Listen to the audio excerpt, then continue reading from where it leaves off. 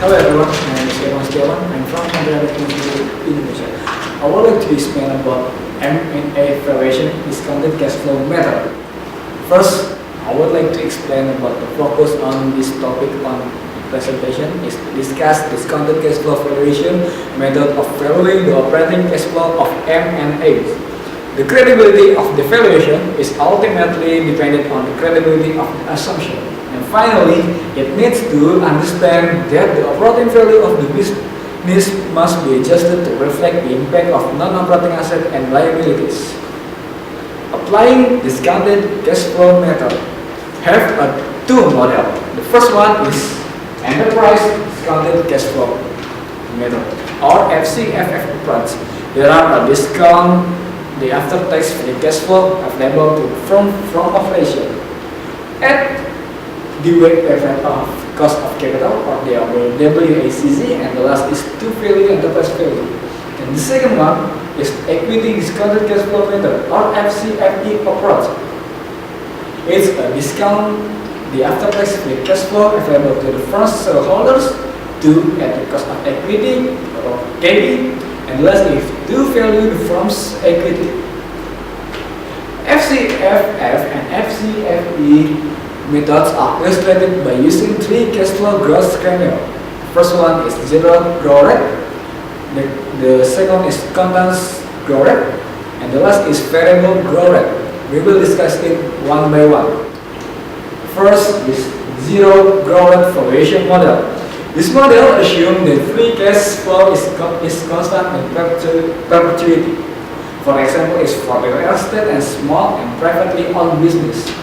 For the zero growth rate valuation model, the formula is FCFF equal FCFFO divided by WACC, or you can use FCFE equal FCFEO divided by cost of equity or KA. I will give you the example for the zero growth rate model. The example is calculate the cost of capital is a WACC and value of firm is a PO. What's capital structure consists only of common equity of 40 million, its equity and also debt of 60 million. Both equity and debt are expressed in terms of their market values. The firm's marginal tax rate is 4 and beta is 1.2. The corporate bond rate is 6%. The sign is I. The 10-year treasury bond rate is 4%, is called RF, and the expected annual return on stock is 9.5%, is RM. And for the historical risk premium over the risk-free rate is 5.5%, is the RM minus RF. Annual FCFF is expected to remain at 7 million indefinitely, is the FCFFO. And I will give you the solution. First, you must find the cost of equity of KE. The KE is equal of risk-free or RF plus beta times our RM minus RF is equal is 10.6%. After you got the 10.6%, you can calculate the WACC. WACC is the KE cost of equity times equity divided by total capital plus I or the bond rate times 1 minus rate times debt divided by total capital. The result is 6.4%. After you get WACC, you can find the PO. PO is the FCFFO divided by WACC. The FCFFO is 7% divided by 0.64 is WACC, and the result is 109.4 million. After the zero growth rate, we go to the second model, is the constant growth valuation model. This model assumes that cash flow growth at a constant rate is a G or growth rate. This model is applicable for firms in major markets, for example, is beverage, cosmetic, personal care products, and prepaid foods. The constant growth valuation model is have a formula that is FCFF equal FCFF in the year 1 divided WACC minus G, in which FCFF in the year 1 equal FCFFO times 1 plus G. Or you can use FCFE equal FCFE in the year 1 divided cost of equity minus G, in which FCFE in the year 1 the equal FCFEO times 1 plus G. And for the cost of ground rent, I will give you the example again. Estimate the value of a firm's PO.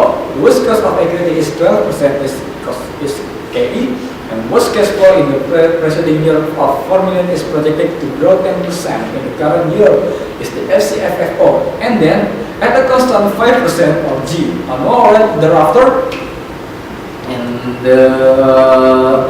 the solution is FCFFO equals 4.0 times 1.1, and the FCFF in the year 1 equals 4 times 1.1 times 1.05. After that, you can use the calculate the PO. The PO equals is 66 million. And the last model is the variable growth valuation model.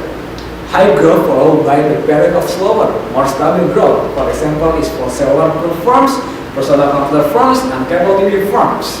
For the variable growth model, this is the formula. Sum FCFFO times 1 plus GT to the power of T divided 1 plus WACC to the power of T plus PN divided 1 plus WACC to the power of M, in which PN equal FCFFN times 1 plus GM divided WACC M minus GM, in which FCFFN equal FCFFO times 1 plus GT to the power of N.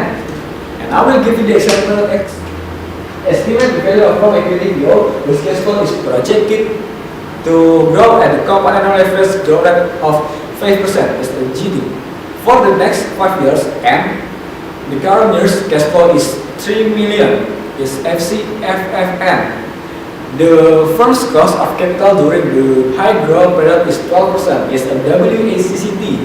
The sustainable growth rate and cost of capital during the terminal period are 5%, is GM, and for the WACCM is 8%. Respectively, the market value of the firm's current outstanding debt is 6 million, is a PV of debt.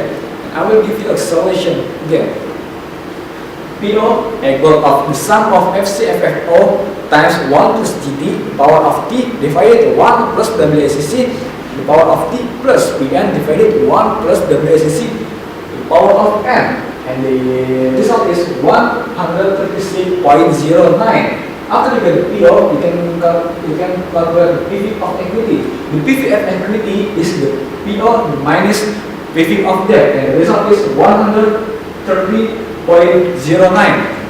And last, I will explain you about the valuing non-operating asset. After you get or you calculate the firm's enterprise value, you need to adjusting at the valuing non-operating asset. And valuing non-operating asset is consist of 4. There are excess cash balance, 2 overfunded pension plan, 3 investment in other firms, and 4 unused or underutilized asset. It's a patent, license, and trademarks. And that's all from me. And thank you.